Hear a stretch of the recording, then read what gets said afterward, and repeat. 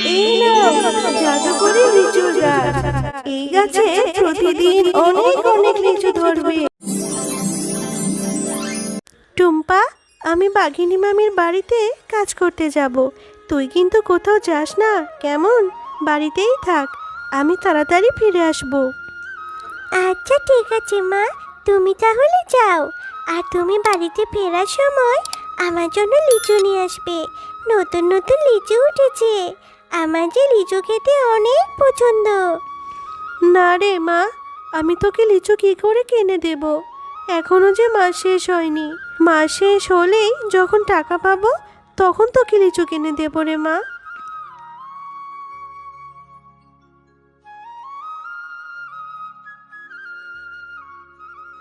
মা তো বললো আমাকে লিচু কিনে দিতে পারবে না, কিন্তু আমার যে লিচু খেতে খুব ইচ্ছে করছে।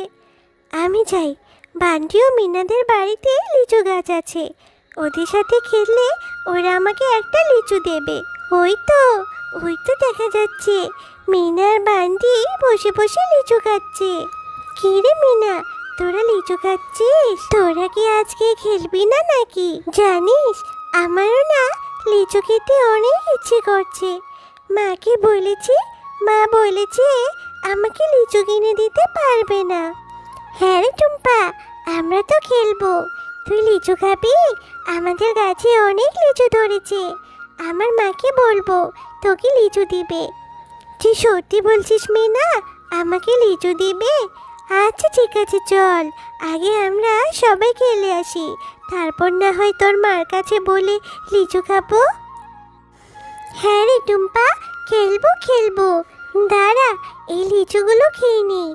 ওই দেখ, আমার মাও চলে এসেছে। ও মা, ওই দেখো টুম্পা এসেছে। টুম্পার না লিচু খেতে অনেক ইচ্ছা করছে। ওর মার কাছে টাকা নেই, ও আমাদের কাছে লিচু খাবে। ওকে একটা লিচু দাও না মা। আরে মিনা, তুই এটা কি বলছিস? লিচুর অনেক দাম। এই ছোট লোকের বাচ্চাটাকে কেন আমি লিচু খাওয়াবো? এই টুম্পা, এই তোকে না বলেছি আমার ছেলে মেয়েদের সাথে খেলতে আসবি না? কাকিমা, আমার তো বান্ডি ছাড়া আর কোনো বন্ধু নেই, আর আমাকে একটা লিচু দাও না। তোমাদের গাছে তো কত লিচু, আমাকে একটা লিচু দাও। আমার মায়ের যখন টাকা হবে তখন আমি তোমাকে লিচুর দাম দিয়ে দেব। আরে এত কথা বাড়াচ্ছিস কেন? তোকে না এখান থেকে চলে যেতে বলেছি? এক্ষুনি চলে যা, একটাও লিচু দেব না তোকে। এই লিচুগুলো আমি বাজারে বিক্রি করব। তোদের মতো ভিখারিদেরকে ফ্রিতে আর কত দেব? হ্যাঁ আচ্ছা ঠিক আছে কাকিমা, তুমি আর আমাকে বকো না, আমি এক্ষুনি চলে যাচ্ছি, আমি কিছু খাবো না।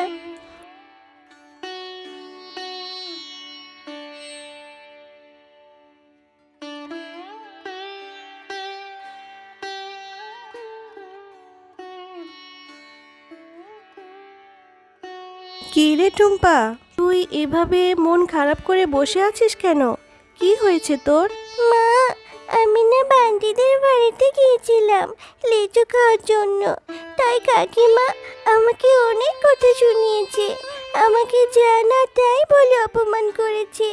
আরও কি বলেছে জানো? আমি যেন আর কখনো বান্টির সাথে খেলতে না যাই। ওরা আমাকে একটা লিচু খেতে দিল না মা। আমি কত করে বললাম আমাকে একটা লিচু খেতে দাও, আমি আমার মার কাছ থেকে টাকা নিয়ে দিয়ে দিব, কিন্তু ওরা আমাকে জানা তাই বলে অপমান করে বাড়ি থেকে বের করে দিয়েছে মা। তুই কেন ওদের বাড়িতে গিয়েছিলি রে মা? তুই তো জানিস বাঘিনী কেমন, আর আমরা কত গরিব। লোকের বাড়িতে কাজ করে কোনো রকমে সংসারটা চালাই। আমাদের কি ওদের সাথে তুলনা? সব সময় শুধু বড় লোকদের সাথে তুলনা করতে যাস কেন রে? তুই এত লোভী কেন রে? মা, তুমি আমাকে বাঘিনী কাকির মতো এভাবে বকা দিলে তো? ঠিক আছে, আমি চলে যাচ্ছি বাড়ি ছেড়ে, আর আসবো না এই বাড়িতে। আরে টুম্পা, কোথায় যাচ্ছিস? শোন, আমার কথা শোন। যাস নে মা, যাস নে। আমাকে কেউ ভালোবাসে না, আমাকে কেউ পছন্দ করে না। সামান্য একটা লিচুর জন্য আমাকে কত কথা শোনালো। আমি আর যাবো না। সৃষ্টিকর্তা, তুমি কেন আমাদের এত গরিব বানালে?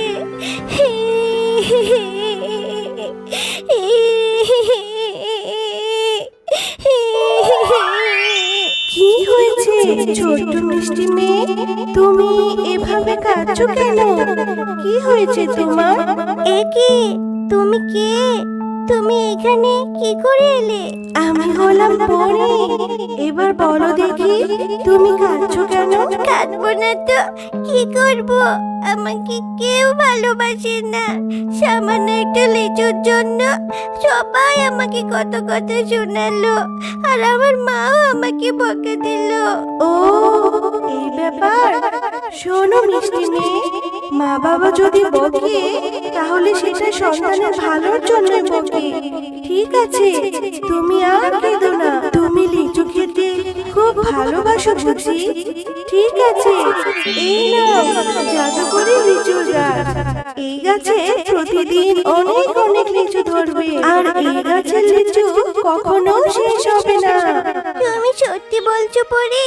তাহলে তো এখন থেকে আমি যত ইচ্ছা তত লিচু খেতে পারবো। ইয়ে, কি মজা কি মজা! আমি লিচু খাবো যত ইচ্ছে তত। কি মজা কি মজা! হ্যাঁ মিষ্টি মেয়ে, ঠিক আছে, এখন আমি তাহলে আসি। ঠিক আছে, যাও, তবে আবার এসো কিন্তু।